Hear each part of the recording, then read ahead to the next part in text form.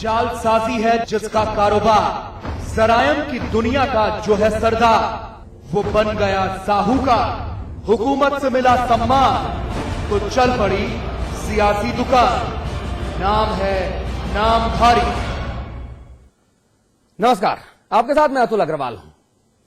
आज big bulletin में हम किसी मुद्दे की बात नहीं करेंगे, ना ही किसी खबर की कोई चर्चा करेंगे, बल्कि चर्चा करेंगे एक ऐसे शख्स के बारे में जो कहीं का ना होते हुए भी हर जगह मौजूद है, कण कण में व्याप्त है, सर्वविदित है, चालबाज है, धोखेबाज है, जालसाज है। लेकिन उसके जाल में सियासत के बड़े नाम भी ठीक उसके नाम के ही माफिक उलझते गए, क्योंकि उसका नाम ही है नामधारी। जी, सुखदेव सिंह नामधारी, जो चंद लम्हे तक उत्तराखंड अल्पसंख्यक आयोग का अध्यक्ष बना रहा, कुछ मिनटों तक, कुछ वक्त पहले तक। अब सवाल यह है कि जिस शख्स के ऊपर 2 दर्जन से ज्यादा आपराधिक मुकदमे दर्ज हों, जो ठग भी है, चालबाज भी, जिसके ऊपर हत्या का मुकदमा भी दर्ज है, उस पर ऐसी सियासी अनुकंपा क्यों? दरअसल यह नाम इसलिए भी प्रासंगिक हो गया है क्योंकि उत्तर भारत के सबसे बड़े शराब माफिया पोंटी चड्ढा और उसके भाई हरदीप सिंह चड्ढा की हत्या के वक्त नामधारी भी मौका वारदात पर अपने गनर के साथ मौजूद था। और जांच की सुई बार बार सुखदेव सिंह नामधारी की तरफ इशारा कर रही है, क्योंकि कई राउंड फायरिंग हुई, ताबड़तोड़ गोलियां चली, 3 लोगों की लाशें गिर गईं, कई लोग जख्मी हुए, लेकिन माननीय नामधारी साहब को खरोंच तक नहीं आई। यह बड़ा सवाल है। जालसाजी है जिसका कारोबार, जरायम की दुनिया का जो है सरदार, वो बन गया साहूकार। हुकूमत से मिला सम्मान तो चल पड़ी सियासी दुकान। नाम है नामधारी। इस मुद्दे पर बातचीत करेंगे हमारे साथ हमारे मैनेजिंग एडिटर अमिताभ अग्निहोत्री जी हमारे साथ हैं दिल्ली में। देहरादून में आपको लेकर चलेंगे, हमारे साथ अविकल थपलियाल साहब हैं, आप हमारे रेजिडेंट एडिटर हैं। हमारे साथ प्रवीण यादव जी हैं, आप आरटीआई एक्टिविस्ट हैं।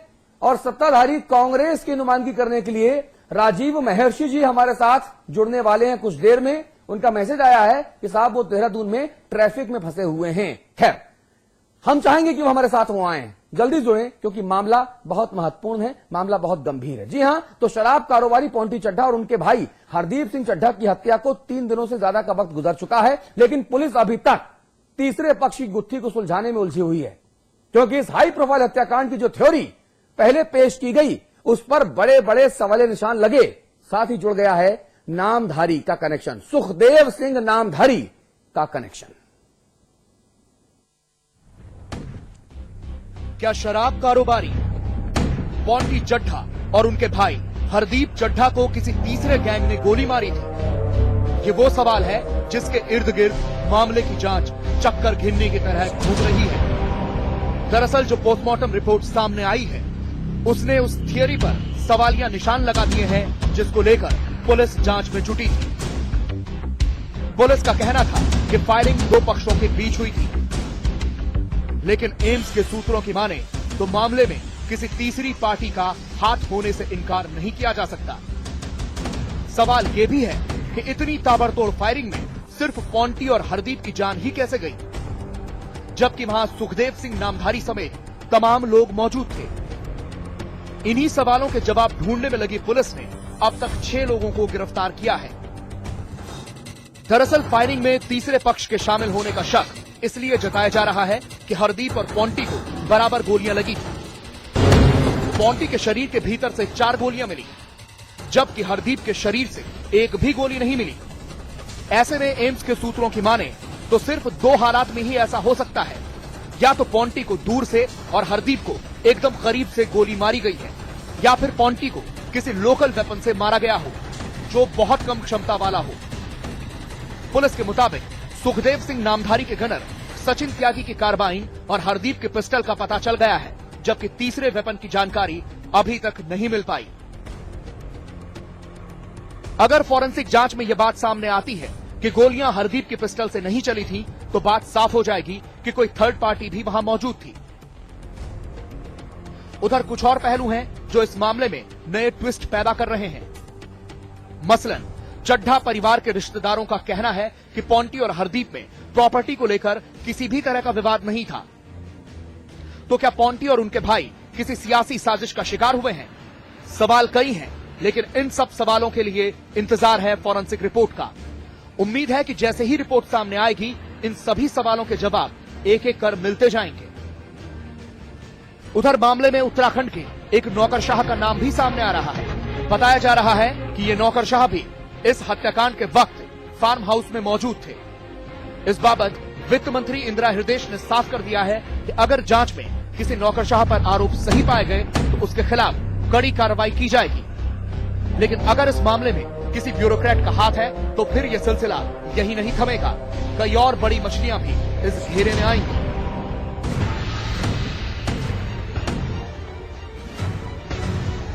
ब्यूरो रिपोर्ट के साथ आलोक साहिल, समाचार प्लस। और सवाल महत्वपूर्ण इसलिए है कि पोंटी चड्ढा को कुल जमा 11 गोलियां लगी। 8 गोलियां पहले पोस्टमार्टम के बाद सामने आई, शरीर से निकली। दूसरी बार पोस्टमार्टम हुआ तो 3 गोलियां निकली। कुल जमा 11 गोलियां पोंटी चड्ढा के शरीर में लगी।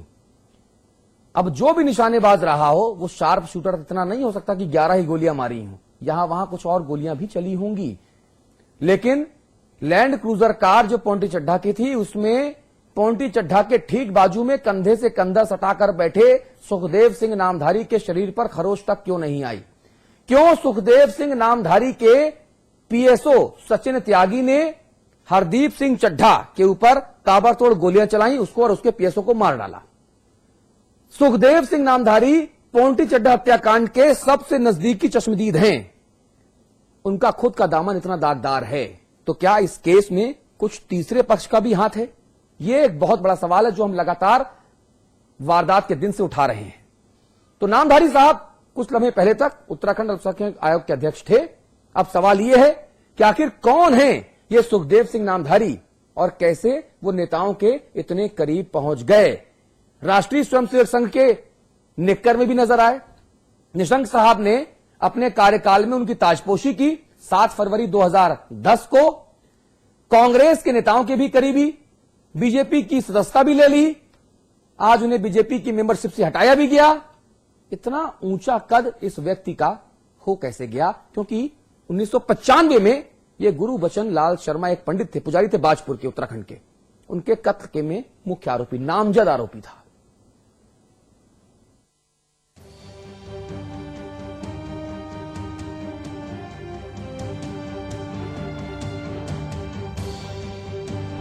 नामधारी का यूपी और उत्तराखंड के खनन में सिक्का चलता है।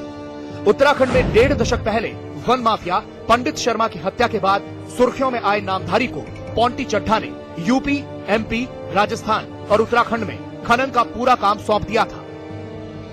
नामधारी मुरादाबाद से सटे उत्तराखंड के बाजपुर कस्बे के रहने वाले हैं और इन दिनों पोंटी चड्ढा के 4 राज्यों में स्थापित स्टोन क्रैशर की जिम्मेदारी संभाल रहे हैं। उत्तर प्रदेश, मध्य प्रदेश, राजस्थान और उत्तराखंड में पोंटी के खनन का काम लगभग 10 सालों से नामधारी ही देखते आ रहे हैं। रुद्रपुर, हल्द्वानी, बाजपुर, काशीपुर और रामनगर में बड़े क्षेत्रफल में धान की खेती कराने वाले नामधारी का ट्रांसपोर्ट का भी व्यवसाय है। बाजपुर समेत कई स्थानों पर उनके खुद के क्रशर प्लांट हैं। नामधारी 2 दशक पहले काशीपुर से मौजूदा भाजपा विधायक हरभजन सिंह चीमा के साथ रहते थे। चीमा का बाजपुर के ही वन माफिया और पेट्रोल पंप कारोबारी गुरबचन लाल शर्मा उर्फ पंडित शर्मा से जमीन को लेकर विवाद चलता था। साल 1995 में फरवरी महीने में पंडित शर्मा की बाजपुर में गोली मारकर हत्या कर दी गई थी। पंडित की हत्या में नामधारी समेत 7 लोग नामजद हुए थे। पंडित की हत्या के बाद नामधारी सुर्खियों में आ गए। उत्तराखंड के उधम सिंह नगर, हल्द्वानी, नैनीताल, हरिद्वार, मुरादाबाद, बिजनौर, रामपुर और बरेली जैसे शहरों में नामधारी का वर्चस्व बढ़ने लगा। बताया जाता है कि 2005 में पंजाब के एक नेता ने नामधारी को चड्ढा से मिलवाया था। उसके बाद पूर्व मुख्यमंत्री रमेश पोखरियाल निशंक ने 2 मार्च 2010 को नामधारी को अल्पसंख्यक आयोग का अध्यक्ष बना दिया। नामधारी का आपराधिक इतिहास भी रहा है। सुखदेव सिंह नामधारी पर बाजपुर कोतवाली में दर्जनों मुकदमे दर्ज हैं। हरिद्वार, नैनीताल और रामपुर में भी उनके ऊपर कई मुकदमे दर्ज हैं।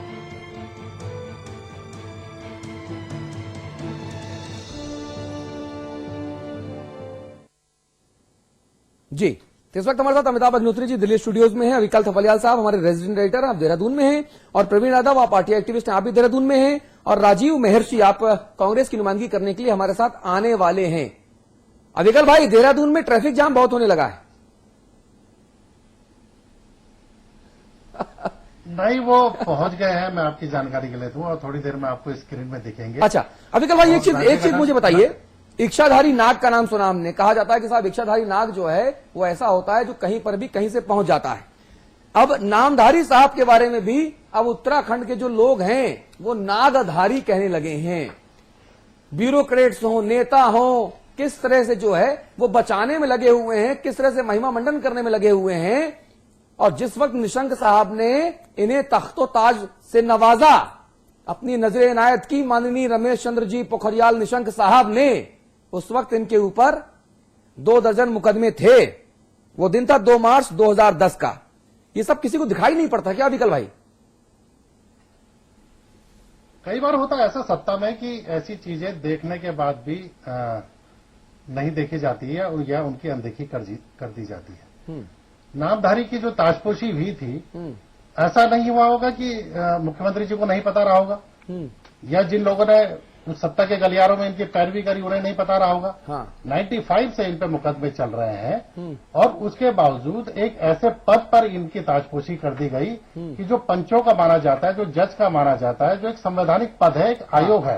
हाँ। सरकारें आती हैं चली जाती है, लेकिन संवैधानिक पद पे जो बैठे व्यक्ति होते हैं वो सरकारों के आने जाने से उनकी सेहत पर कोई असर नहीं पड़ता है। हाँ। तो ऐसे पद पर बहुत ही गरिमामय, मर्यादित, जानकार, अनुभवी और ज्ञानी व्यक्ति की ताजपोशी होनी चाहिए, क्योंकि ये ही लोग अल्पसंख्यक जो समुदाय था उनकी समस्याओं को सुनने के लिए, उनके शिकायतों के निवारण का जिम्मा इनके ऊपर था। लेकिन सरकार कैसे ये अनदेखी कर गई, कैसे उनकी आंखों में धूल झोंक दी गई, या कैसे उन्होंने पट्टी बांध दी, ये बड़ा आश्चर्यजनक है। और मैं आपको ये बता दूं कि इस पोंटी के मर्डर के बाद ही ये चीजें मीडिया में आने के बाद ही जनता को भी पता लग रहा है। और इवन बीजेपी के भी कई नेताओं का कहना है कि इनके इतने गहरे रिश्ते या इतने इन पे आपराधिक मामले थे, उन्हें भी पहली बार पता लग रहा है। ये बहुत आश्चर्य वाली बात है तुलसी इस पूरे मामले में। जी, प्रवीण कुमार यादव जी, आपसे बात करूंगा मैं। आप पार्टी एक्टिविस्ट हैं, आपने अपनी जिम्मेदारी बखूबी निभाई और ये तमाम चीजें सामने लेकर आप आए, लेकिन बड़ा सवाल ये है कि ये चीजें जब सामने आनी चाहिए शासन स्तर पर, सरकार स्तर पर, मुख्यमंत्री जी के स्तर पर, तब चीजें सामने नहीं आती।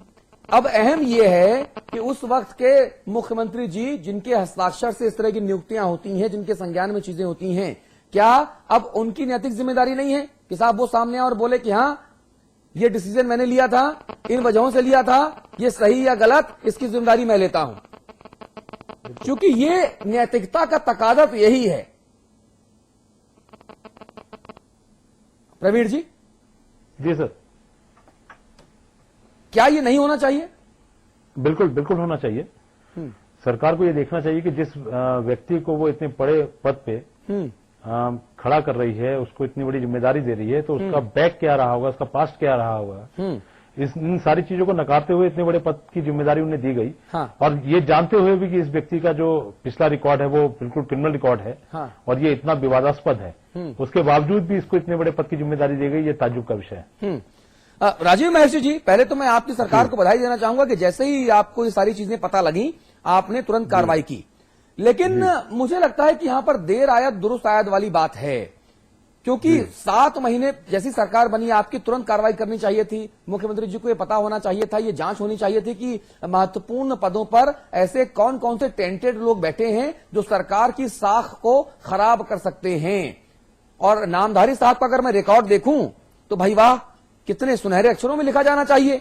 आप देखिए, ये 7 फरवरी 1995 बाजपुर के जाने माने पंडित गुरुबचन लाल शर्मा जी की हत्या के बाद से लेकर अब तक 2012 तक, इन वर्षों में एक के बाद एक गुल खिलाए हैं, और गुलगुले भी खाए हैं बीजेपी शासनकाल में। निशंक जी ने गुलगुले खिलाए हैं।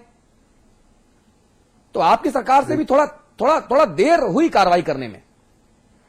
देखिए, सरकार से देर हुई हमारा ऐसा मानना नहीं है, क्योंकि जब व्यक्ति क्या कारोबार करता है, कारोबार से उसके इतिहास को नहीं खंगाला जा सकता है। ये वो जो है क्रिमिनल माइंडेड है या क्या है, या एकदम कुछ अरे चीजें सरकार एफआईआर, को अरे भाई एफआईआर से तो एफआईआर और जो आपकी जो न्यायिक प्रणाली है, जो लंबित मुकदमे हैं वो तो बताते हैं ना। देखिए आज अगर मेरे खिलाफ 307 के 302 के 1 दर्जन मुकदमे हैं, यानी कि मैं अपराधी हूं। और आज अगर मेरे खिलाफ जेब कतरी तक का एक मुकदमा नहीं है, यानी कि मैं पाक साफ आदमी हूं। एक कलेक्टर सर्टिफिकेट बनाने के लिए अगर मैं एसपी या डीएम के दरवाजे जाता हूं तो सबसे पहले यही पूछा जाता है कि जिस थाने में आप जिस क्षेत्र में आप रहते हैं वहां के थाने में आपके खिलाफ क्या मुकदमा चल रहा है। नहीं, निश्चित तौर पर ये मैं मानता हूं कि इसमें जो है ये चीज संज्ञान में नहीं आ पाई। कहीं ना कहीं कोई ना कोई गलती जरूर रही होगी, लेकिन इसे हम सरकार की गलती नहीं मान सकते हैं। निश्चित तौर पर कहीं ना कहीं जो है कम्युनिकेशन गैप रहा होगा, और भारतीय जनता पार्टी की मैं कहूंगा ये मानसिकता को जो है जागरूक करता है। किस प्रकार के लोगों से भारतीय जनता पार्टी का एफिलिएशन है ये स्पष्ट हो जाता है, और क्रिमिनल माइंडेड लोगों का जो है पूरा बोलबाला भारतीय जनता पार्टी की सरकार में रहा है। पूरी लॉ एंड ऑर्डर सिचुएशन जो है, हमने पूर्व में भी आपसे जब डिस्कशन किया था तो यही बात थी कि उसमें जो लॉ एंड ऑर्डर सिचुएशन जो पूर्व सरकार में थी, पूर्ववर्ती सरकार में, वो पूरी तरीके से उसका जो नहीं राजीव जी मैं आपको एक चीज बताऊं।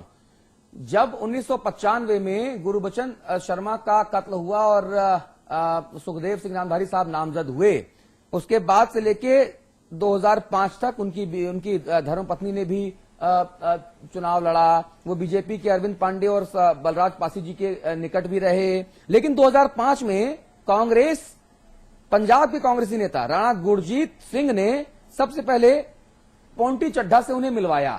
फिर पोंटी चड्ढा उन्हें लेकर निशंक जी के पास गए। जी लिटरली फिजिकली उन्हें लेकर निशंक जी के पास गए।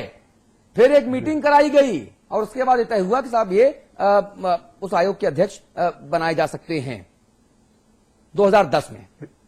तो आप ये मत कहिए कि साहब किस पार्टी का नेता दूध का धुला है और किस पार्टी का नेता जो है वो पूरा का पूरा आकर डूबा हुआ है। मैं व्यक्ति विशेष का नाम लेकर बात करने में ज्यादा भरोसा करता हूं। नहीं, मेरा भी ये कहना है कि जिस समय व्यक्ति को बनाया जा रहा था, जिस समय उनको पद दिया जा रहा था, तो उस समय इस चीज को जांचा परखा जाना चाहिए था। ये बात और वो भारतीय जनता पार्टी की सरकार हो या वो हमारी कांग्रेस की सरकार हो, निश्चित तौर पर जिनकी जो क्रिमिनल हिस्ट्री है, उन लोगों को जो है इसमें बिल्कुल भी अब मुझे लग रहा है कि मेरी आपकी फ्रीक्वेंसी जो है वो क्वेश्चन आंसर के दौरान मैच करती नजर आ रही है। अब मुझे लग रहा है कि हम राइट ट्रैक पे जा रहे हैं। खैर, अजय भट्ट साहब जुड़ रहे हैं। आप नेता प्रतिपक्ष हैं, बीजेपी के वरिष्ठ नेताओं में से एक हैं।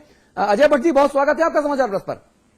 जी धन्यवाद। भाई साहब, एक आरोप जो लग रहा है, जो तस्वीरें हमारे पास आ रही हैं, साहब सुखदेव सिंह नामधारी जी जो हैं वो आरएसएस का पूरा परिधान पहने नजर आ रहे हैं। वो के सुदर्शन साहब और सुब्रमण्यम स्वामी के साथ नजर आ रहे हैं। वो निशंक जी के कार्यकाल में उनकी ताजपोशी होती है, अब उन्हें हटा दिया गया है। वो रविशंकर जी के साथ नजर आ रहे हैं। एक के बाद एक अब आरोप बीजेपी और संघ के ऊपर लग रहे हैं। राजीव महर्षि जी आरोप लगा रहे हैं कि साहब बीजेपी की तो ये नीति है दरअसल। जी और तो बस मेरा सवाल सिर्फ इतना सा है कि जब किसी भी व्यक्ति को आप इतने महत्वपूर्ण पद पर आसीन करते हैं तो क्या उसके रिकॉर्ड्स, उसका बैकग्राउंड ये चेक नहीं होना चाहिए भट्ट साहब? बिल्कुल होना चाहिए, लेकिन पॉलिटिकल आदमी को, कोई भी पॉलिटिकल आदमी हो, उस पर मुकदमे चलते रहते हैं। मैंने कई बार कहा है कि राजनीतिक दृष्टि से भी, विद्वेष से भी मुकदमे होते हैं। अच्छा। और उन पर अगर किसी में कन्विक्शन हो गया है तब तो फिर बहुत गंभीर बात है। अच्छा। मुझे इसके बारे में जानकारी नहीं है और मेरे संज्ञान में भी नहीं है कि इतने मुकदमे दर्ज हैं जितना पता लग रहा है। हाँ। तो अगर किसी में कन्विक्शन हो गया हो तो तब तो फिर बहुत ही गंभीर बात है। हाँ। अगर कन्विक्शन नहीं हुआ है, अंडर ट्रायल है, तो जब तक अंडर ट्रायल होता है एक वकील होने के नाते, तब तक हम किसी को अपराधी नहीं कह सकते हैं। वो उसके प्रति डिफामेशन होता है। अच्छा। तो इसलिए मेरा ये कहना है, अगर सरकार ने हटाया है तो कोई सम्यक परीक्षण किया होगा, परीक्षण के बाद ही हटाया होगा। हाँ।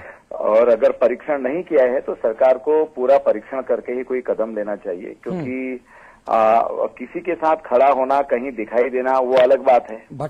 भट्ट साहब, मैं पूरी विनम्रता से मैं सिर्फ एक बात पूछना चाहता हूं आपसे, जो कि आपका वकालत में भी एक्सपीरियंस है और राजनीति में भी एक्सपीरियंस है और बहुत अच्छा एक्सपीरियंस है, आपकी छवि बहुत अच्छी है। मैं आपसे ये पूछना चाहता हूं कि अगर किसी व्यक्ति विशेष जो राजनेता है 10, 15 साल, 20 साल के करियर में अगर उसके खिलाफ संगीन दफाओं के तहत 302, 307 जैसे संगीन दफाओं के तहत अगर 2 दर्जन मुकदमे दर्ज हों, तो क्या इसे भी आप राजनीतिक विद्वेष ही मानेंगे? ये एक बहुत लॉजिकल थिंकिंग की बात है। पार्टी लाइन से ऊपर उठ के बात करनी पड़ेगी। मैंने कहा ना कि अगर कन्विक्शन हो गया हो 20 साल से अगर नहीं, कन्विक्शन वाली बात से मैं आगे निकल के बात कर रहा हूं भट्ट साहब। कन्विक्शन वाली बात से मैं एक कदम आगे निकल गया। आप बिल्कुल सही कर, तकनीकी तौर पे मैं भी वकालत का छात्र रहा हूं, आपकी तरह उतना एक्सपीरियंस नहीं, आपकी तरह वकालत नहीं की मैंने, पत्रकारिता में आ गया।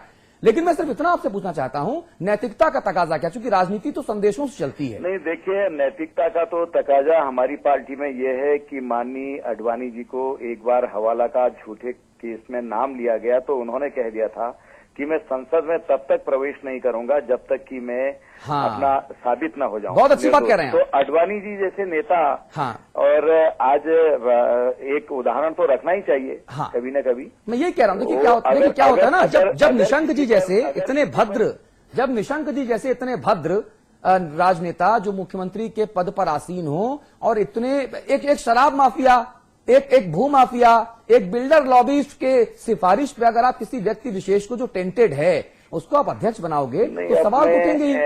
मैं आपके और प्रश्नों पर कि किसने उन्होंने उनके करी या नहीं करी, किसी ने किसी के अप्रोच पर आए हैं, ऐसा तो मैं नहीं कह सकता हूं। अच्छा, क्योंकि अप्रोच पर करी या नहीं करी करने वाले को या अप्रोच करने वाले को उन्हीं को पता होता है, क्योंकि मैं उस समय डायरेक्ट कहीं पर भी पार्टी की एक्टिविटीज में नहीं था। तो मुझे इसका पता नहीं है। बस इतना ही मैं कहता हूं कि अगर कोई ऐसी चीज है तो राजनीतिक व्यक्ति को अपना चरित्र, अपना व्यक्तित्व, कृतित्व बहुत साफ रखना चाहिए, जिसको क्रिस्टल क्लियर कहते हैं, इस तरह से होना चाहिए। ठीक है, अमिताभ अग्निहोत्री हमारे मैनेजिंग एडिटर हमारे साथ हैं। पार्टियों से ऐसा होता है। अजय भाई, आप प्लीज हमारे साथ रहिए। अमिताभ अग्निहोत्री जी, जिस तरह से तस्वीर को बदल बदल कर देखा या दिखाया जा रहा है, मैं इससे ऊपर हट के बात करता हूं। मैं कन्विक्शन की बात ही नहीं करता, मैं तो एक राजनीतिक मैसेज की अमिताभ जी बात करता हूं, और जो शायद बहुत घिनौना, बहुत घृणित है। देखिए, 3 लोगों की टिप्पणियां मुझे महत्वपूर्ण लगी। अविकल थपलियाल ने कुछ ठीक बात कही, राजीव महर्षि जी ने अपना पक्ष रखा और अजय भाई ने अपनी बात कही। पहली बात मैं अविकल जी की बात पर बोलूं कि भाजपा के भी बहुत सारे नेताओं को अब पता लगा कि ये सुखदेव नामधारी कौन थे। कि मैं इससे सहमत नहीं। इनकी कीर्ति इतनी प्रचंड थी कि उत्तराखंड में सब जानते थे, और पोंटी चड्ढा उत्तराखंड के लिए गुमनाम आदमी नहीं था। अरे वहीं से तो आए थे, और पहला जैकपॉट जो बिजनेस का मिला पोंटी को, वो देवभूमि में मिला। देवभूमि में ही पोंटी का अवतार हुआ, नया व्यापार का, व्यवसाय का, और वो वहीं उसी देवभूमि से तो मुरादाबाद शिफ्ट हुए थे। इसलिए ये तर्क गले नहीं उतरता। राजीव महर्षि ने कहा कि भाजपा ने ऐसा किया, भाजपा ने वैसा किया। उस पर बोलूंगा जब अजय जी की बात पर आऊंगा। अभी राजीव महर्षि की बात पर आऊं।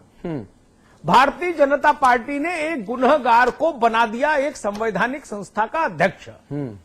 कम से कम उस पाप से न्यायाधीश से मुख्यमंत्री बने व्यक्ति को तो पहली फुर्सत में ही निजात पा लेनी चाहिए थी। इनके खिलाफ पोंटी चड्ढा की हत्या वाले दिन पोंटी के साथ गाड़ी में सवार होने और गोली कांड में ये भी कुछ पटाखे छुटाए इनके गार्ड ने। उस प्रसंग के अलावा भी इनकी कीर्ति तो बहुत लंबी है, आज की नहीं।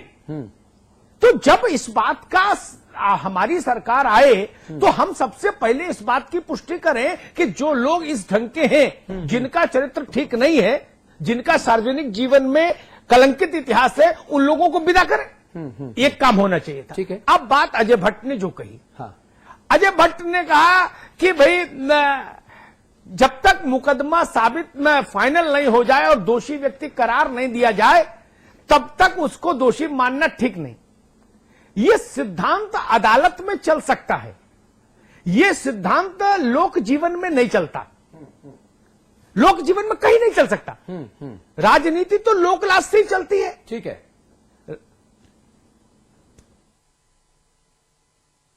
नीति है वो लोकलाज से चलती है, लेकिन निशंक जी की सरकार में जिस तरह से एक के बाद एक घोटाले हुए, जिस तरह से एक के बाद एक टेंटेड लोगों को आप जो है ऐसे मलाईदार पदों पर बैठा रहे हैं, उससे भारतीय जनता पार्टी की सरकार का एक पूरा का पूरा मैसेज गलत जाता है। खैर, एक छोटा सा ब्रेक ले रहे हैं प्रवीण भाई, सीधे आपके पास आके बात करूंगा। एक ब्रेक ले रहा हूं, तुरंत लौट के आता हूं।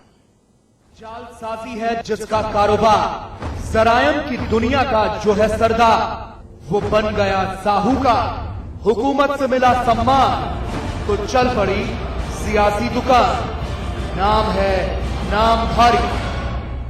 उत्तराखंड सरकार ने अपने अल्प कार्यकाल में ही किसानों, शिक्षकों, छात्र छात्राओं, सैनिक कल्याण व दैवीय आपदा वाले क्षेत्रों को राहत देने के लिए महत्वपूर्ण निर्णय लिए हैं। गन्ना किसानों को 138 करोड़ रुपए की धनराशि मंजूर। इसके अलावा उच्च शिक्षा के क्षेत्र में कॉलेज प्राध्यापकों की भर्ती के लिए उच्च शिक्षा चयन आयोग स्थापित कर लगभग 850 प्राध्यापकों की भर्ती करने का सरकार ने निर्णय लिया है। प्राथमिक विद्यालय के सहायक अध्यापकों की नई भर्ती अब ब्लॉक कैडर के आधार पर होगी। डिग्री अध्यापकों की रिटायरमेंट की आयु सीमा 60 से बढ़ाकर 65 वर्ष कर दी गई है। पीपीपी मोड पर पॉलिटेक्निक, इंजीनियरिंग व सीबीएसई पैटर्न पर स्कूल खोले जाएंगे, जिनमें 50% एससी वर्ग के छात्रों के लिए सीटें आरक्षित रहेंगी। इसके अलावा 5 नए राजीव गांधी नवोदय विद्यालय भी स्थापित किए जाएंगे। प्रत्येक स्कूलों में कक्षा 1 से 8 तक के सभी छात्रों को निःशुल्क यूनिफॉर्म की सुविधा।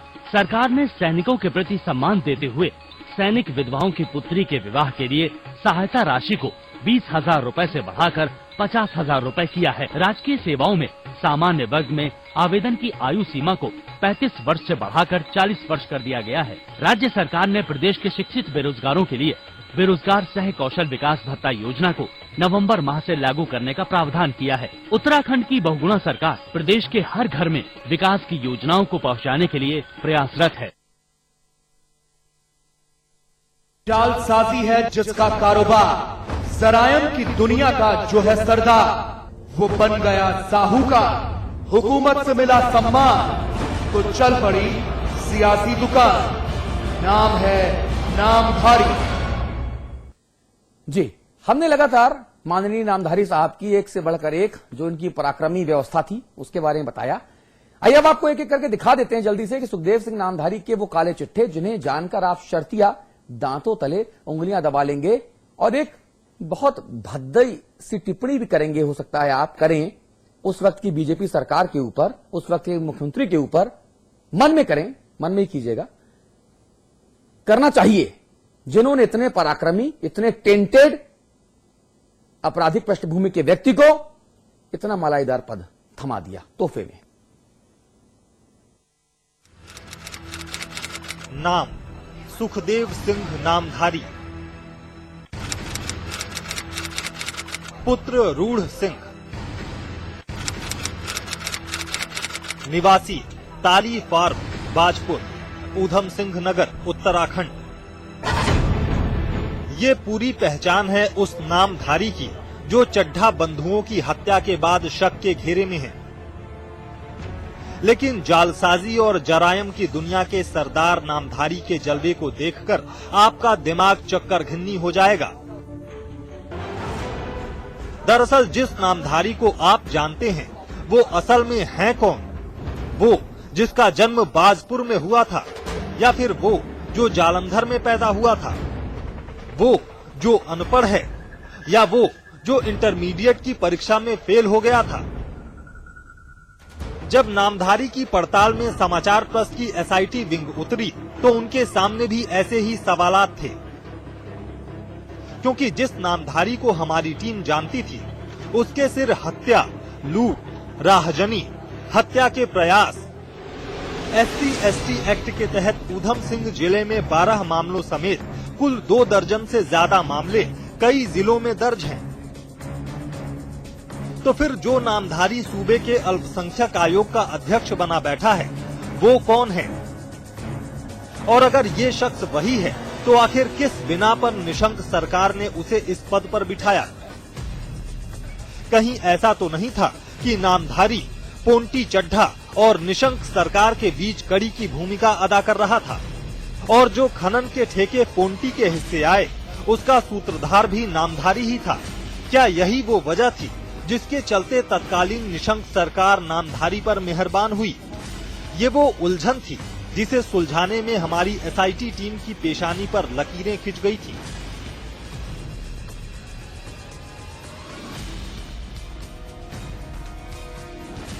जाली डोमिसाइल। उधम सिंह नगर के बाजपुर के रहने वाले सुखदेव सिंह नामधारी के पासपोर्ट पर जालंधर का पता लगा हुआ है। पासपोर्ट बनवाते वक्त उसने खुद को जालंधर का निवासी बताया था। अब भला ये कैसे संभव है कि एक ही इंसान उत्तराखंड के बाजपुर में भी पैदा हुआ हो और वही शख्स पंजाब के जालंधर में भी पैदा हुआ हो। जाली पासपोर्ट। फर्जी पते से पहला पासपोर्ट हासिल करने वाले नामधारी ने दोबारा नए पासपोर्ट के लिए अर्जी दे दी, जिसमें खुद को अनपढ़ बताया था। जाली एकेडमिक रिपोर्ट। खुद को अनपढ़ और सिर्फ हस्ताक्षर करने भर का साक्षर बताने वाले नामधारी ने सन 1982-83 में हाई स्कूल की परीक्षा तत्कालीन यूपी बोर्ड से 3rd डिवीजन में पास की थी और सन 1984-85 में अनुपस्थित होने के कारण 12वीं में फेल हो गए थे। फर्जी आर्म लाइसेंस। गलत तथ्यों के जरिए नामधारी ने 315 बोर की राइफल हासिल की थी, जिसे बाद में जिला मजिस्ट्रेट ने रद्द कर दिया था। आरोप था कि बंदूक का इस्तेमाल इलाके की जनता को आतंकित करने के लिए किया जा रहा है। गुनाहों का जाल। सफेद धारी नामधारी का दामन गुनाह की संगीन वारदातों से भरा हुआ है। उसके ऊपर अलग अलग इलाकों में 2 दर्जन से ज्यादा आपराधिक मामले दर्ज हैं। सस्पेंस का मकड़जाल।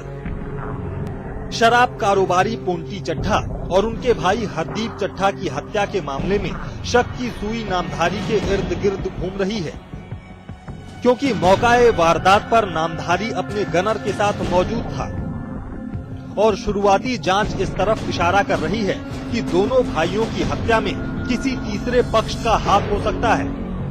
तो क्या वो तीसरा पक्ष नामधारी ही है? एसआईटी टीम के साथ आलोक साहिल, समाचार प्लस। चलिए, हमारे पास दरअसल एक कागज अभी आया है। ये इस कागज में देखिए 12 मुकदमे जो हैं, ये 12 मुकदमे इसमें दर्ज हैं, है ना? हैं तो कुल 24, लेकिन ये 12 हमारे पास अभी आए हैं। अगर बीजेपी के किसी व्यक्ति को जिस पार्टी में रहे हैं नामधारी साहब अभी अब से कुछ घंटों पहले तक, और उनको लगता है कि साहब इतना काफी नहीं है, तो मैं धाराएं पढ़ के सुना दूं कि भाई इन्होंने क्या क्या कितना पराक्रमी काम किए हैं। अमिताभ जी, एक सवाल पहले मैं अविकल जी आपके पास आऊंगा। अविकल भाई, मुझे ये बताइए, क्या ये जो कुछ भी है, ये शासन, नेता, ब्यूरोक्रेटिक व्यवस्था, शराब माफिया, भू माफिया और इन सब के बीच अपने आप को एक जगह अप्रोच करने की, अपने आप को प्रोजेक्ट करने की एक जो किलेबंदी है, ये उसका फायदा था क्या? क्या पोंटी और निशंक, इन दोनों के संबंधों का फायदा सुखदेव सिंह नामधारी ने अपने हिसाब से उठाया?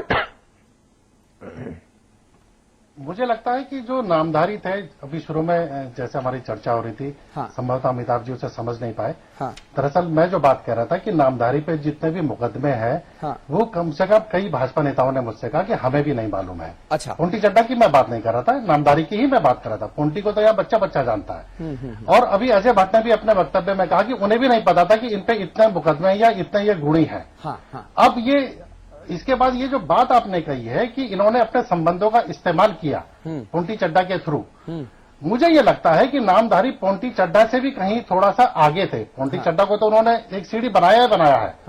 खबर हमारे पास यहां तक है कि इस पद को पाने के लिए, नामधारी के लिए, भाजपा के केंद्रीय नेताओं ने भी मुख्यमंत्री निशंक से खुलकर पैरवी की थी और इन भाजपा नेताओं की हरिद्वार में एक गोपनीय बैठक भी हुई थी, जिसमें पोंटी चड्ढा भी शामिल था और सुखदेव सिंह नामधारी भी था।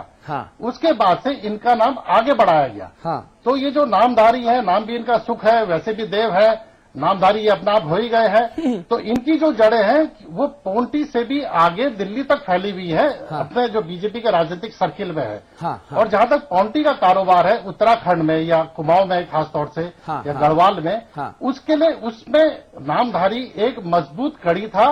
और उसके जितने भी काम थे, चाहे वो खड़िया खनन से थे, चाहे शराब के कारोबार से थे, जब शराब की पॉलिसी आई तो उसमें इसका एक महत्वपूर्ण रोल रहा है नामधारी का। जी, हाइड्रो की अगर हम बात करें या तमाम दूसरे प्रोजेक्ट्स की अगर हम क्लियरेंस की बात करें, क्या अमिताभ अग्निहोत्री जी बताएंगे? अमिताभ जी, मैं आपसे बात करूंगा, क्योंकि आज अब सुबह से मैं देख रहा हूं कि बहुत रिसर्च कर रहे हैं, बहुत सारी कागज पत्तर पूरा लगातार छान रहे हैं सुबह से।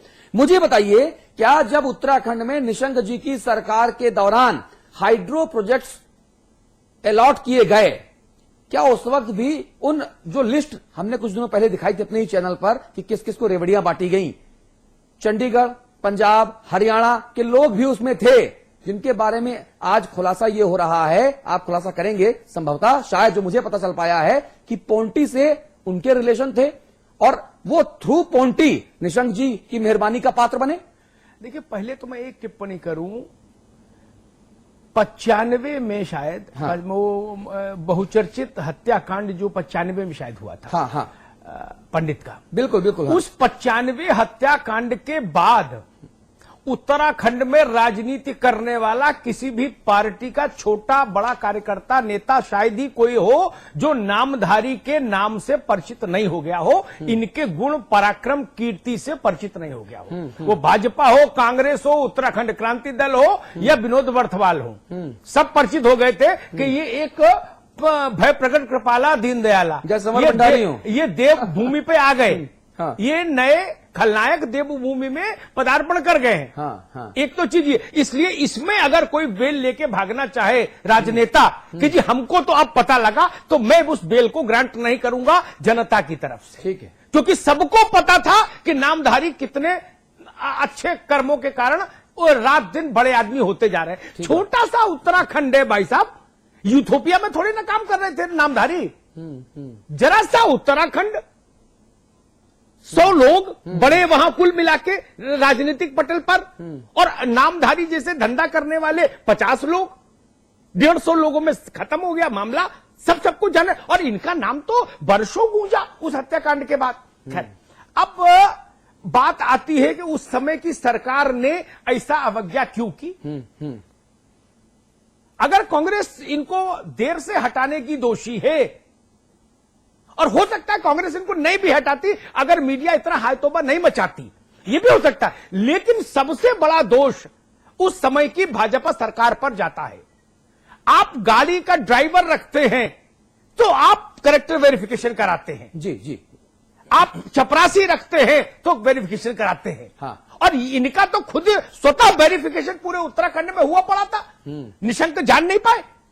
तो ऐसे व्यक्ति को मुख्यमंत्री रहने का अधिकार नहीं है, इतना ज्ञानी है। मुख्यमंत्री के पास पूरा तंत्र होता है इस सब चीजों को जानने के लिए। मुख्यमंत्री जानना चाहे तो 7 पीढ़ियों की जन्म कुंडली 1 घंटे के भीतर उसकी टेबल पर आ जाती है व्यक्ति की। और नामधारी तो खुद में विख्यात थे उत्तराखंड में, इनको लिए किसी माइक्रोस्कोप की जरूरत नहीं थी, जहां पूछो वही नामधारी को लोग जान रहे थे। ठीक बात है, क्योंकि ये हर जगह खुदाई में लगे थे, खनन में क्या क्या खोद रहे थे पता नहीं।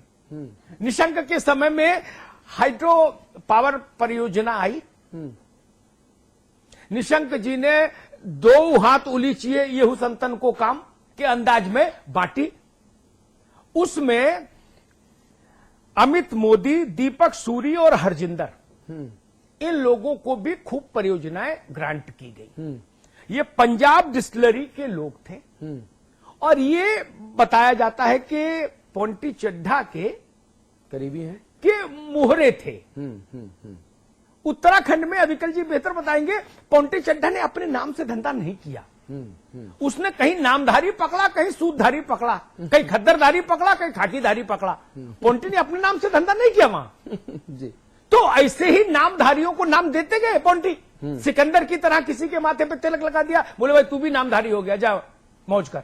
तो ये जो लोग जब आए, उत्तराखंड की सरकार उत्तराखंड के मामले में उसने आदमी पकड़ा जाके कहां से, पंजाब से। वहीं से समझ आ गया था कि अब नामधारी का भी जीवन बदलने वाला है। ठीक बात है, क्योंकि पोंटी चड्ढा, नामधारी और ये अमित मोदी, दीपक सूरी, हरजिंदर, और इन सब पर सरकार की कृपा, ये सारा जो एक नेक्सस है, ये बताता है कि किसी ने भी अनजाने में कुछ नहीं किया। ठीक बात है, और ये मैं 25 साल के अपने करियर में मैं मानने को तैयार नहीं। मुझे गंगा में तुलसी दल हाथ में लेके, गंगा जल हाथ में लेके भी कोई ये कहे कि नहीं, मैं ये मानने को तैयार नहीं कि इतने बड़े पदों पर नियुक्ति के समय व्यक्ति का बायोडेटा सामने नहीं हो, स्कैन होके। जी, मैंने देखी है नियुक्तियां होते हुए। जी, अब फिर नियुक्ति क्यों हो जाती है, तब मुझे लगता है कि प्रसादम प्रसादम प्रसादम, प्रसाद की महिमा।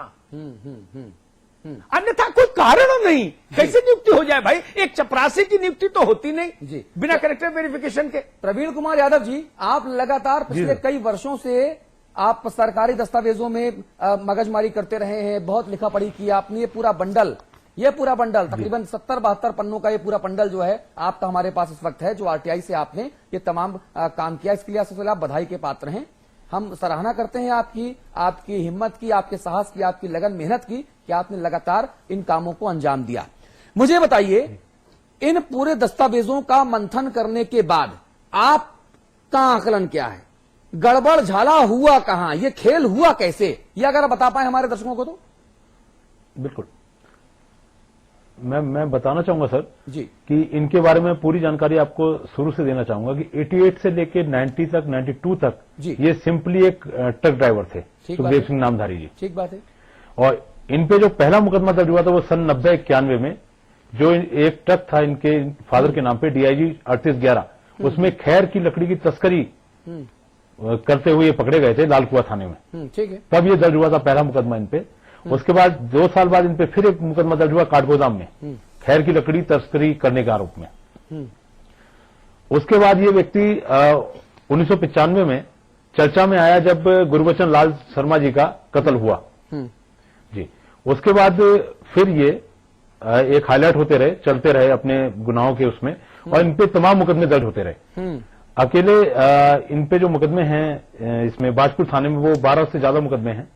इसी के साथ साथ रामपुर में, शिवहारा में किडनैपिंग के 302 के, 307 के, और हरिद्वार में भी, हरिद्वार में जब ये खनन का कारोबार करते थे तब इनके खिलाफ वहां भी मुकदमे दर्ज हुए हैं। इसमें भी इन पे 420 के 2 मुकदमे हरिद्वार में पेंडिंग है।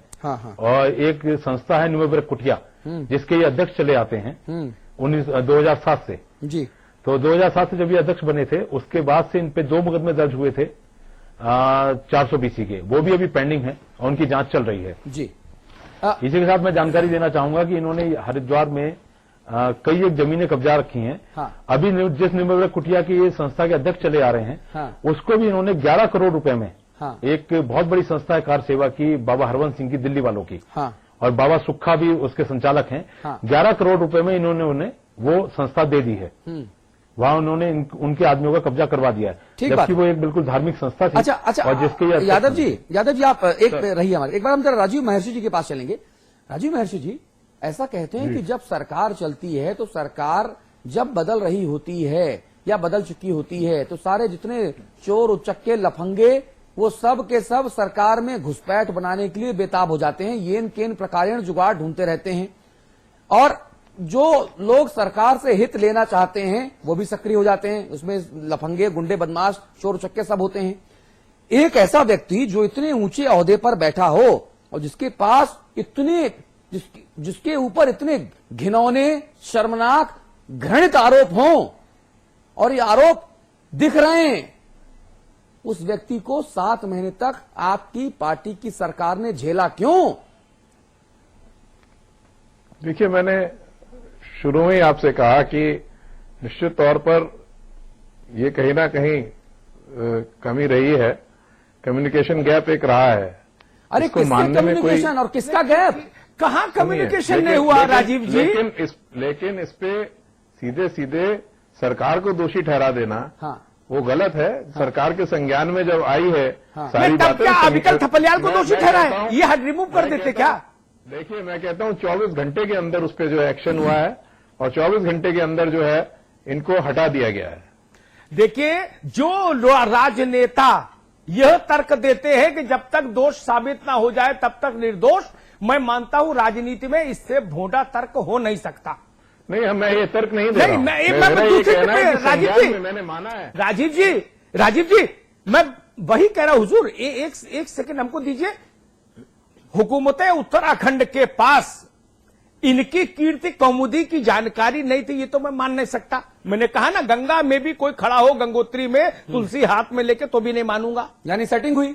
इसका मतलब जिन विशेष कारणों से निशंक ने इनके माथे मुकुट सजाया, वैसे ही कुछ उसी तरह के कारण यहां भी बने होंगे जिन्होंने कहा कि हम मुंह उधर किए लेते हैं, तुम अपना कार्यकाल निपटा लो। हाँ। ये तो एक सुनिए ना, ऐसा नहीं मानते राजीव जी, आप मतलब अभिव्यक्ति की आजादी के तहत मुझे एक टिप्पणी करने दें, है ना? ये तो आकाश से बिजली गिरी छतरपुर में, आकाश से बिजली गिरी छतरपुर में, जिससे पूरा भारत हिल गया, इसलिए नामधारी को हटाना मजबूरी हो गई। अब नामधारी को कैसे झेल सकता था कोई, बताइए? और जब तक झेल पाए तब तक इतने ही विचित्र नामधारी को झेला ना। अविकल जी कहिए, नामधारी नागधारी कुछ भी कहिए, लेकिन झेला। नामधारी और पोंटी के हरम में सब नंगे हैं, चाहे भाजपा हो, चाहे कांग्रेस हो, बहुत अच्छी चाहे बात कोई सा भी दल है। बहुत अच्छी बात है। पोंटी ने चुनावों में किस दल के किस प्रत्याशी की मदद नहीं करी, कौन नहीं जानता है। कहां शराब नहीं भिजवाई, कहां पैसा नहीं भिजवाया, हर दल को उसने वो करा। और जहां तक कांग्रेस की मैं बात करूं कि नामधारी के बारे में, इनका एक स्टोन क्रैशर बाजपुर में है, उस पर 8 करोड़ की रिकवरी का मामला था। और अभी ये बताया जा रहा है कि कांग्रेस के ही शासन में एक कद्दावर मंत्री ने मुख्यमंत्री से पैरवी की नामधारी की जी। और शायद उसका वो रिकवरी माफ कर दी गई है, शायद जी, मतलब ये भी बात हुई है। जी। दूसरी बात मैं ये बताना चाह रहा हूं कि इतना बड़ी लंबा मामला दिल्ली के छतरपुर में हुआ, गोलियां चल गई, नामधारी का मामला आया, पॉलिटिकल मामला बन गया है। हाँ। जरा सी बात पर पुतले फूंकने वाले कांग्रेसी इस मुद्दे पर चुप रहे। हाँ, ये तो एक राजनीतिक मुद्दा था, बीजेपी के खिलाफ हमला बोलते। हाँ, एक भी पुतला नहीं जला, एक भी प्रेस विज्ञप्ति नहीं आई, एक भी बाइट किसी को नहीं दी गई। हाँ। इससे सब जाहिर हो रहा है अविकल भाई, कि इनके हरम में अविकल भाई, पूरी माफी साहब को रोक रहा हूं मैं। हमारे साथ अजय भट्ट जी हैं। अजय भट्ट जी, मैं बहुत माफी चाहता हूं। हमारे सहयोगी ने दरअसल मुझे बताया नहीं था कि आप लाइन पे हैं, मुझे लगा आपका फोन कट गया है, अदरवाइज मैं आपको इतना प्रतीक्षारत न रखता। मैं माफी चाहता हूं जी।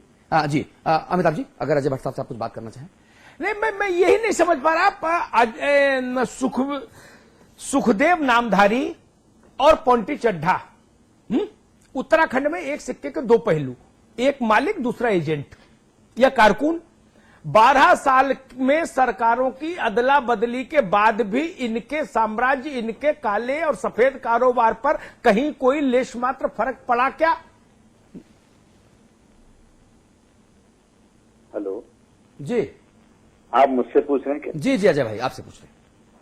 देखिए, मैं आपकी सारी बहस सुन रहा था, मैं समझ रहा था कि आपने मुझे जोड़ा हुआ है। नहीं, तो, मैं पहले माफी चाहता हूँ। मेरे सहयोगियों ने मुझे बताया नहीं कि आप हैं हमारे साथ। मैं भी जानकारी ले रहा था, क्योंकि मुझे खुद भी कई चीजों की जानकारी नहीं है। जी। आपने एक बात कही थी कि बच्चा फलाने को जानता है और उसमें ये बात है, हाँ। फलानी बात है। मैं औरों को तो नहीं जानता हूँ, मैं पोंटी चड्ढा को जरूर जानता हूँ। हाँ। क्योंकि मुझे हम तो हमारा जहाँ से पॉलिटिकली स्टार्ट हुआ है हमारा करियर, हाँ। तो हम तो कोर्ट कचहरी से आए, वकालत से आए, उसको तो अपने क्लाइंट से फुर्सत नहीं होती है ये सब देखने की। हाँ। तो मैं पोंटी चड्ढा को इसलिए जानता हूँ कि वो रानीखेत कोर्ट में उनके जहाँ हम प्रैक्टिस करते थे पहले डिस्ट्रिक्ट अल्मोड़े में, जी। तो वहाँ उनके कई केसेज उस समय 60 एक्साइज के होते थे। अच्छा।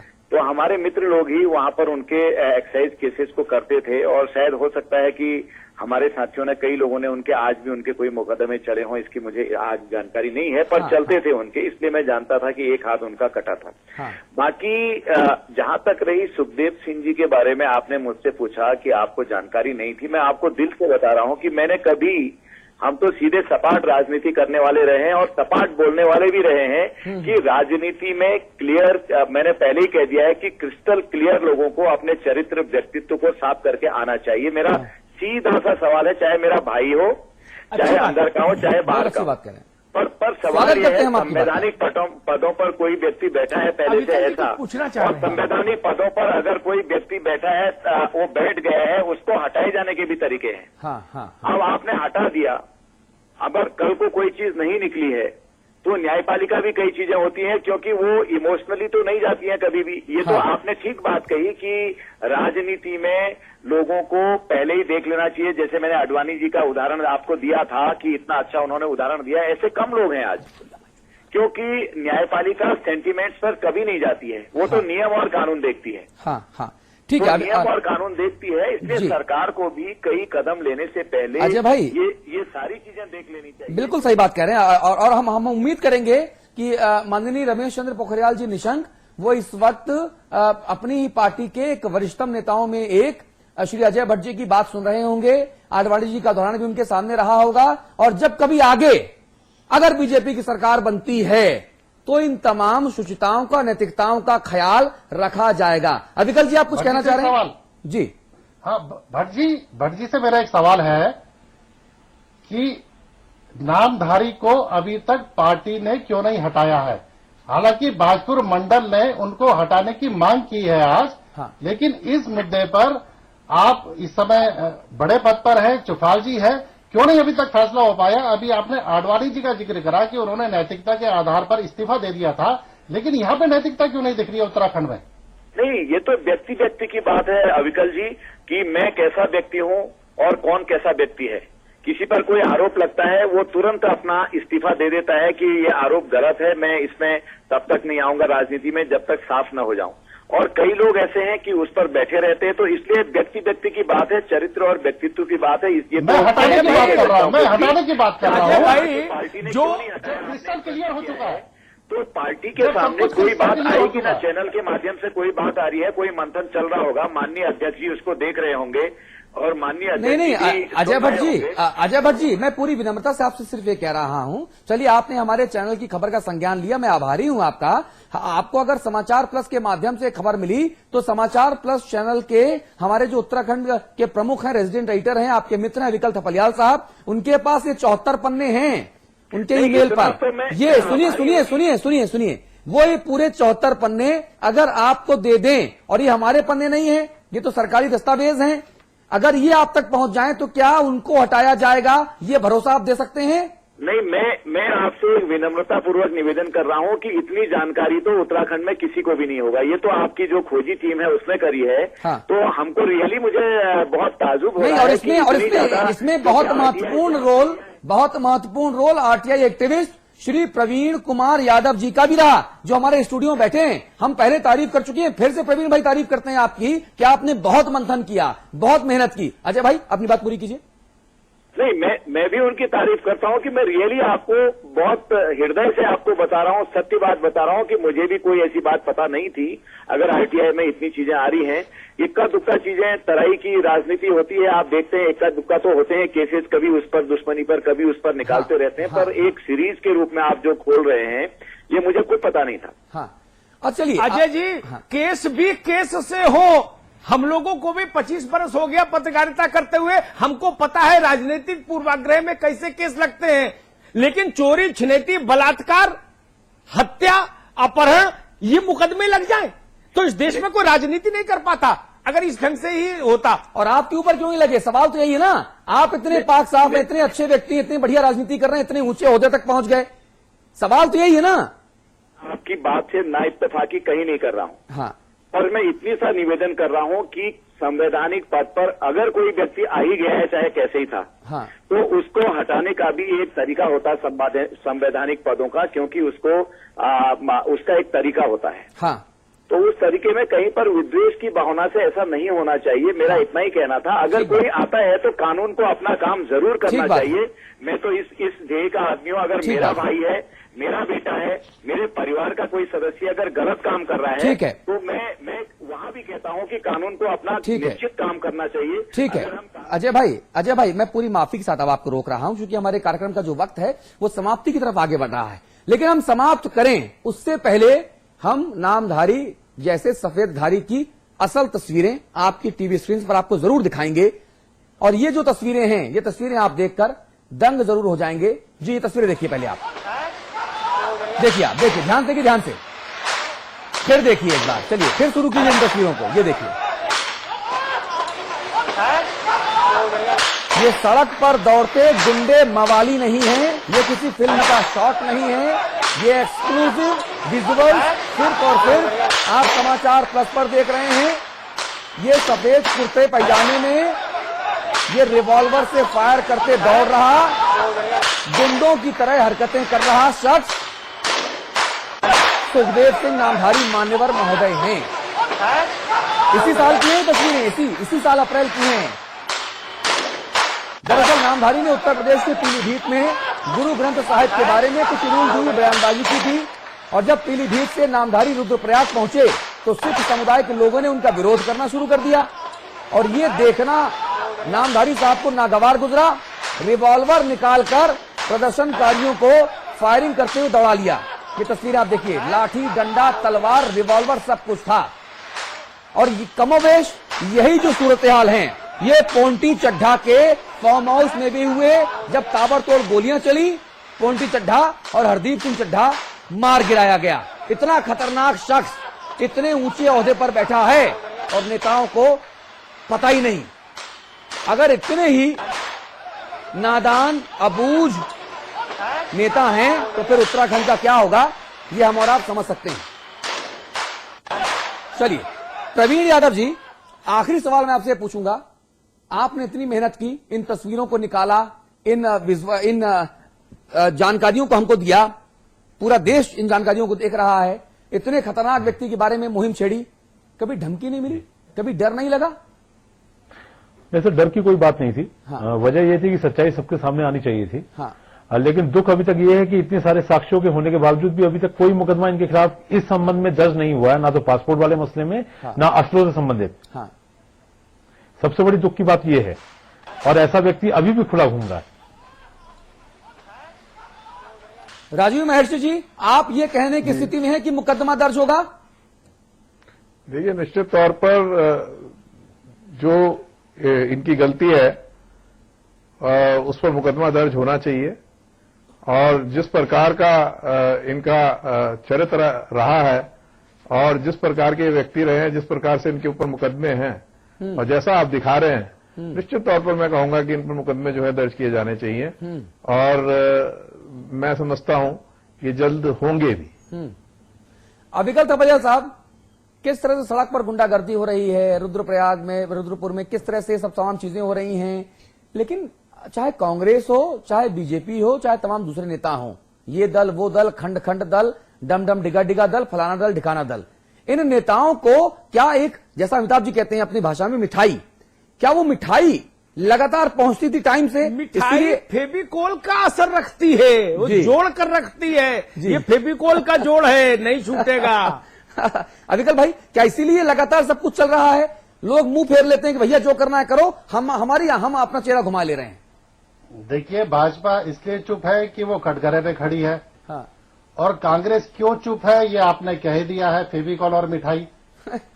और ये जोड़ अभी आगे भी चलेगा। मुझे नहीं लगता है कि कांग्रेस इतने होने के बावजूद भी कोई सार्थक कदम उठा पाए।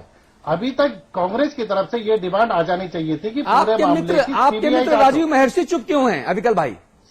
सीबीआई जांच हो, इसकी डिमांड क्यों नहीं आई अभी तक? दिल्ली से लेके यहां तक जो जो कार्यक्रम चल रहा है इनका, नामधारी जी का जी, इसमें तो सीबीआई जांच कीजिए। और कई और नामधारी, हम एक नामधारी की बात नहीं कर रहे हैं। हाँ।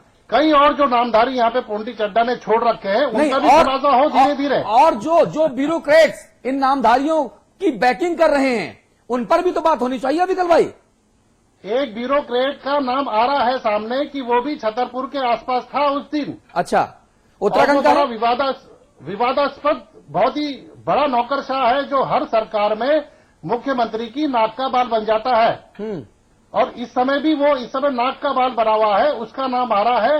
हाँ। पूरे सत्ता के गलियारों में उस नौकरशाह के नाम की चर्चा है। हाँ। राज्य गठन के बाद ही उसके जितने कारनामे हो धीरे धीरे सामने आएंगे, अगर कांग्रेस में ये इच्छा शक्ति आ जाए। हाँ। लेकिन दिक्कत ही ना नौमन तेल होगा ना राधा नाचेगी। हम समझ गए आप किसकी बात कर रहे हैं। उत्तर प्रदेश से वो उत्तराखंड आए हैं, मैं समझ गया।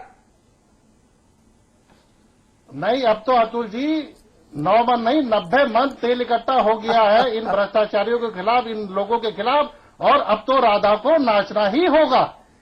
जी राजीव महर्षि जी, अब तो राधा नाचेगी, हम भी देखेंगे, आप भले ना नचाओ। लेकिन निश्चित तौर पर अगर नाम सामने आता है तो मैं समझता हूं कि सरकार भी ऐसे नौकरशाह के खिलाफ अगर कोई तथ्य आएंगे तो मैं समझता हूं कि सरकार निश्चित तौर पर जो है इस पर कोई ना कोई कार्रवाई जरूर करेगी और जो भी एक्शन है वो जरूर होगा। लेकिन जब तक नाम नहीं आता है जनता के समक्ष, हाँ। तब तक कुछ भी कहा जाना अरे भाई साहब, नामधारी साहब के इतने बड़े बड़े पुलिंदे हमारे पास हैं, तब आपने क्या कर लिया? अजय भट्ट साहब कहते हैं, नहीं, अजय भट्ट साहब कहते हैं जब तक कन्विक्शन ना हो जाए तब तक कुछ नहीं हो सकता। गजब बात कह रहे हो भैया, तो ये कागज हमने बना दिए। दिक्कत ये नेताओं ने बेशर्मी का इतना मोटा लबादा ओढ़ लिया है कि जनता की चीत्कार, जनता की चीख, आंखों की शर्म उन तक पहुंच नहीं पाती। महर्षि जी, मैं आपके लिए नहीं कह रहा, लेकिन ये परसोना, ये परसेप्शन, ये विचारधारा आम लोगों में बन गई है। आप माने चाहे ना माने मेरे इस मंच पर। नहीं, देखिए, तथ्य सामने आने पर निश्चित तौर पर इनके खिलाफ भी एक्शन होगा, मैंने कहा है। हाँ। नौकर शाह के खिलाफ, देखिए, नौकर शाह के खिलाफ, मैं नौकर शाह एक का बात नाम कहूं, आएगा, राजीव जी, मैं एक बात कहूं, ये क्या नाम है इनका, नामधारी से थोड़ा अलग हटकर पोंटी चड्ढा, जिनके ये छोटे एजेंट कहिए, मोहरे कहिए, कुछ कहिए, प्यादे कहिए, पोंटी तो बहुत बड़ा साम्राज्य उसका अपना था। उत्तर प्रदेश में 2 धुर विरोधी राजनीतिक पार्टियां, जिनके कार्यकाल में कोई ऐसा नहीं बचा जो उस कार्यकाल में लाभ पाया हो, इस कार्यकाल में दंड न पाया हो। विजय बहुगुणा जी, माफ कीजिएगा, विजय बहुगुणा जी इस मुद्दे पर कुछ बोल रहे हैं, आइए जल्दी से आपको सुना। जब मैंने अधिकारियों से इनके पृष्ठभूमि के बारे में पता लगाया तो मुझे ताज्जुब हुआ कि 14 केसेस इनके ऊपर आज तक चल चुके हैं, जिसमें 3 अभी भी लंबे थे, जिसमें 307 के मुकदमे भी हैं। तो अगर ये आपराधिक इनका बैकग्राउंड है तो ऐसे व्यक्ति को माइनॉरिटी कमीशन की अध्यक्षता का पद जो है देना ही गलत था। और अब क्योंकि मेरे संज्ञान में इनकी पूरी पृष्ठभूमि आ गई है, इसलिए धारा 3(2 जो है, जो स्टेट हमारा अल्पसंख्यक आयोग का एक्ट है, उसमें सत्यनिष्ठा और प्रतिष्ठा और जन सेवा ये सब मानक होते हैं नियुक्ति के लिए। तो हमने किसी विद्वेष भावना से नहीं, लेकिन जनहित में निर्णय लेकर के उनको तत्काल प्रभाव से पद से हटा दिया। सबके जिन पदों में उनकी जांच कराई जाएगी? नहीं, अगर देखिए, जांच तो नहीं हो सकती क्योंकि पिछली सरकार ने की है, लेकिन यदि, और हमने कई लोगों को हटाया भी नहीं है, अभी भी चल रहे हैं और इनको भी हम चलने देते। और मुझे पता ही था कि इनका बैकग्राउंड, जब ये घटना घटी तो मैंने इनका सब जानकारी लेनी चाहिए कि भाई कौन है ये। इनके क्रशर हैं, क्रशर पे इनके सेल्स टैक्स की रेड हो चुकी है, सेल्स टैक्स की चोरी का भी इन पे मुकदमा है। तो जिसपे सेल्स टैक्स की चोरी का रेड हो, क्रिमिनल केसेस हो, तो ऐसे बैकग्राउंड में तो हम चेयरमैन कैसे माइनॉरिटी कमीशन में इनको रहने देते। और कोई टिप्पणी नहीं कर रहा हूं मेरिट पे केस के, क्योंकि वो इन्वेस्टिगेशन में ट्रायल होगा, लेकिन जनहित में सरकार ने निर्णय लिया है और उनको अपने पद से हटा दिया। सर, वहाँ पे एक मौके पे आईएएस अधिकारी की उपस्थिति भी प्रकाश में आई है क्या? वो इन्वेस्टिगेशन होकर के जब रिपोर्ट आएगी तब देखेंगे। क्या राज्य सरकार कोई जांच कराएगी? राज्य सरकार नहीं करी तो क्रिमिनल ऑफेंस है और दिल्ली पुलिस इसकी जांच कर रही, और हमारे जो डीजीपी हैं वो टच में है। जैसी जानकारी की आती है, मुझे जानकारी भी नहीं है, तो निश्चित तौर पे देखेंगे क्यों थे, क्या थे। Hello sir. ये तो मुख्यमंत्री विजय बहुगुणा साफ तौर पे कह रहे हैं कि साहब जो ये शपथ लेते हैं और जो इनकी जो एक्ट है उसका अनुच्छेद 3 का जो भाग 2 है, उसमें जो कहा जाता है तमाम बातें कि साहब सत्यनिष्ठा से और कर्तव्यनिष्ठ रहूंगा और ये करूंगा, ईमानदार रहूंगा, वो करूंगा, जो कहा लिखा, जो जिस पे शपथ ली गई, इनने वैसा नहीं किया, बाकी सब कुछ ऐसा किया, इसलिए इन्हें हटाया गया है। मुख्यमंत्री जी कह रहे हैं अब दिल्ली पुलिस के टच में डीजीपी साहब हैं और उनसे लगातार संपर्क में है, उनके खिलाफ कार्रवाई जो है वो दिल्ली पुलिस की तरफ से होगी। अमिताभ जी, संपादकीय टिप्पणी का वक्त हो गया है, साथ में आपका कमेंट के साथ। देखिए, जब लोग ये कहते हैं कि भाई देखेंगे, पता करेंगे, ढूंढेंगे, हाँ। तो मुझे कभी कभी हंसी आती है और कभी कभी बहुत दुख होता है। हाँ। मैंने पोंटी के दरबार में इस हिंदुस्तान के तमाम बड़े ब्यूरोक्रेट्स को ग्लास उठाते देखा और उसमें आइस डालते देखा और सलाद सर्व करते हुए देखा।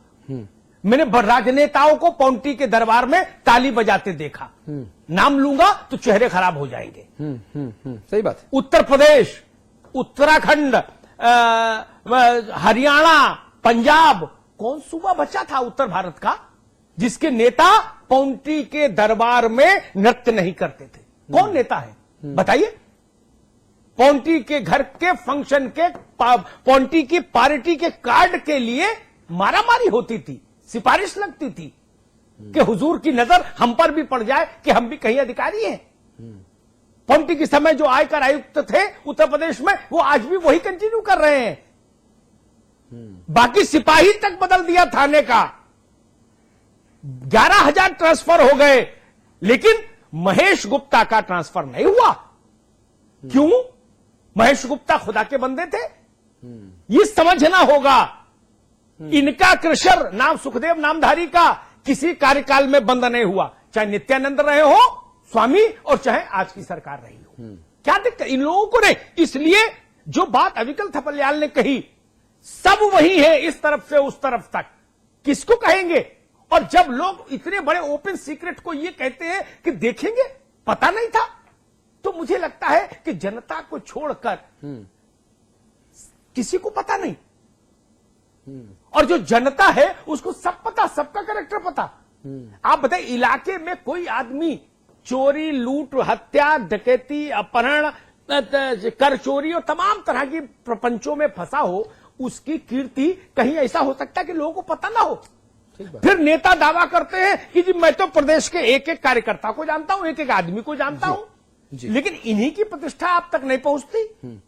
इसलिए इस पूरे प्रसंग ने एक बात साफ की कि संवैधानिक पदों की भी नीलामी करने की स्थिति इस देश में पैदा हो गई। अन्यथा अल्पसंख्यकों के हितों की रक्षा के लिए क्या सुखदेव नामधारी से बेहतर कोई आदमी नहीं मिला था, जो तमंचा लेके सड़क पर एक गुंडे और मवालियों की फौज का नेतृत्व कर रहा है? उसके हाथ में आपने अल्पसंख्यकों के हित सौंप दिए थे।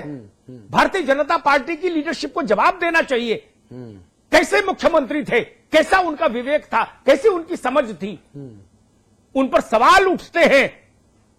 और सवाल जब उठते हैं तो वो नियत तक जाते हैं, ये बहुत बड़ी बात है जाहिर तौर पे। और उत्तराखंड, उत्तर प्रदेश की जनता ये देख रही है कि किस तरह से उस वक्त के मुख्यमंत्री रमेश चंद्र पोखरियाल निशंक ने अपना वरद हस्त देकर एक इतने निकृष्ट व्यक्ति को, जिसके खिलाफ इतने सारे मुकदमे, इतने सारे मामले में बार बार कागज दिखा रहा हूं, ताकि अगर नामधारी का कोई भी व्यक्ति किसी के पेट में दर्द हो और वो ये चाहे तो ये तो या तो हमसे ये प्राप्त कर ले या हमारे ऊपर केस कर दे, हम माननीय अदालत को ये दे देंगे सारे दस्तावेज। इन दस्तावेजों के आधार पर मैं कह रहा हूं कि एक ऐसा व्यक्ति जो सड़क पर तमंचा लेकर गुंडागर्दी करता नजर आए, निशंक जी को नजर नहीं आया? किस व्यक्ति को आप उत्तराखंड के अल्पसंख्यकों की कमान सौंप रहे हैं और क्यों सौंप रहे हैं माननीय निशंक जी? जवाब आपको भी देना पड़ेगा और आपके राष्ट्रीय नेतृत्व को भी देना पड़ेगा। एक लाइन की टिप्पणी करूंगा, हालांकि परंपरा नहीं, लेकिन फिर भी एक लाइन टिप्पणी करूंगा। इनके जो काले कारनामे थे, हम मान लिया वो संज्ञान में नहीं आए मुख्यमंत्री के तत्कालीन निशंक के, लेकिन इनका सदकारी तो बताओ जिसके चलते इनको बना दिया, वो क्या था? वही बता दिए। क्या देखा जो इनको इनके गले में बरमाल डाल दी? ये तो बताइए जी। और ये जनता सवाल पूछ रही है, हम जनता के प्रवक्ता इनके कुकर्म नहीं पता थे, मान लिया। वो प्रवीण यादव ढूंढ के लाए, अविकल थपलियाल ढूंढ के लाए, मान लिया। निशंक जी को नहीं पता, लेकिन इनके कौन से सुकर्म थे? इन्होंने देवभूमि में कौन सी क्रांति की थी अल्पसंख्यक, गरीब और पिछड़े वर्ग के लोगों को उत्थान के लिए, जिसके चलते इनको सम्मानित किया गया? यह प्रश्न आज हम यहां छोड़कर जाते हैं, जिसका उत्तर निशंक जी को देना चाहिए, भारतीय जनता पार्टी को देना चाहिए। बिल्कुल। और ये उत्तर जब तक नहीं मिलेगा, समाचार प्लस इस सवाल का पीछा नहीं छोड़ेगा। माननीय निशंक जी, आपको बुरा लगे या अच्छा लगे, माननीय गडकरी जी, आपको बुरा लगे या अच्छा लगे, लेकिन समाचार प्लस की परंपरा यही है कि हम जनता हैं, जनता के लिए, जनता के द्वारा हैं, और इसीलिए हमारा ईमान, हमारा धर्म सिर्फ और सिर्फ जनता का भला है और कुछ नहीं। आप सभी का बहुत शुक्रिया। नमस्कार।